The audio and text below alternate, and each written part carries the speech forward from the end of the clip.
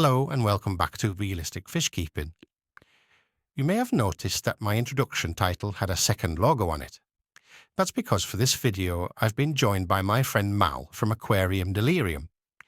We got chatting and thought it might be a good idea to collaborate and do a video together with a tour of Gateshead Guppies, which is a relatively new shop which opened in September 2024. Neither of us have been to this shop before, and we both believe it's important to support small, independent fish shops such as this one. And at 15 square feet, it doesn't get much smaller. It might be small, but the owner, David, has absolutely packed the shop with over 150 tanks and easily twice as many species. But without further ado, let's have a look around. So this is the outside of the shop, which is in Felling in Gateshead. There's plenty of parking, and I was able to get parked right outside on the street and didn't need to pay in display or display a parking disc or anything, just park up. So moving into the shop, and upon entry you are immediately met with tanks. There's David, the owner, on the left, and Mal gets his cameo on the right. As you look up, there are tanks stacked as high as the ceiling and right down to the floor. The shop is split down the middle with tanks. There's this corridor, and then there's a square area on the other side, on the left, which you are looking at now. It's really impressive how it's got so much life in such a small space. David works this shop by himself, caring for fish and serving customers. I found his prices to be very competitive, and I couldn't resist picking up a few fish whilst I was there. You'll see these at the end. I also took David 4 pairs of my full red blue Dumbo guppies as a thank you for letting us film in his shop. Cheers, David. Walking around the shop, a number of species did catch my eye. So these are a few of the highlights that I saw. These black lion tail tetras, although they're not particularly rare, it's unusual to see them sold at this size. Same goes for these pineapple swordtails. They're fully mature, ready to breed if live bear as they are think. I also spotted these platinum madakas, which are almost white. It's a very good price, and they're a good size. These golden wonder panchaks are very colourful, and they're absolutely huge. It's a great breeding project, ready to go. But in truth, there's so much going on. I'd be here all day. So what did I get? Well, quite a lot actually. I got 8 otocinclus, which do have a reputation for being quite fragile, but David told me that he'd had these for a while in the shop. So that's a good start.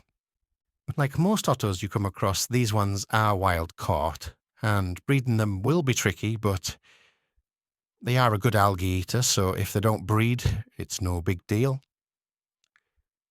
I also got 8 amano shrimps, and these guys are huge. It's another one that David said it's had for a while in the shop. They breed in brackish water, so not something that's on the cards right now, but maybe it's an interesting breeding project for the future. And to mix up the bloodline that I have with my yellow shrimps, I got some more from David. As with any fish, they do get weaker with inbreeding, so it's a good idea to mix them up. I also got this male bristlenose, who's just coming up to full size, but will definitely be required. And I think for pick of the lot, I got these albino pygmy corridorus. And these guys are just fantastic. I got 8 of these, and they were a bit more expensive than their non-albino counterparts, but they do not disappoint. I had read that these fish are shy, especially when added to a new tank, and they would hide anywhere they can, might not eat for a while until they settle. But Well, I was very surprised to see that this wasn't the case. I don't know whether it's because these ones are albino. I can't imagine that would make any difference. But these cories are already looking to spawn, and they've only been in the tank just over 24 hours. They aren't hiding, although the tank's not especially well furnished yet. There are some rocks and things in there, but they don't look like they're trying to hide either. They're out and about, and they're already feeding well. So money well spent, I'd say.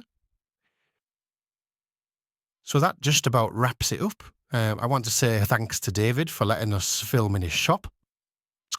Big thanks to Mal for joining me on the trip. And thanks for everyone watching and all my new subscribers. I'll be making more videos like this one in the future, so please subscribe if you haven't already. It also helps me massively if you like the video as well. And maybe just put a comment down below to see what you think. Finally, Mal will be releasing his own version of this video on his channel in the next couple of days. So his channel is Aquarium Delirium. So go over there and keep an eye out for that. Give him a sub if you haven't already. So until next time, bye for now.